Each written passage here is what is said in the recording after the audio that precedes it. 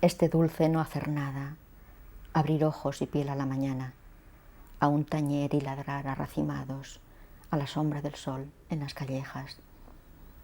Hay pensamientos sin lenguaje y toda plenitud es misteriosa.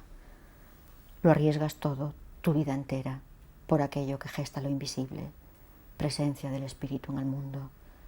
Es lo invisible lo que cambia el curso de la historia y hace arte con los sueños de las rocas y el deseo salvaje de los hombres.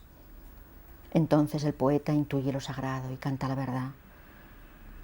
El viento cesa. ¿Has visto cuántos desiertos?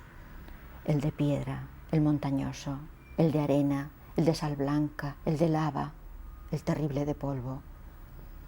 No calles, no te niegues la palabra. Crear, orar, conjugar toda forma de futuro, amar, reír, comprender. Todo aquello que nos hace humanos. Siempre volvemos a la casa del Padre.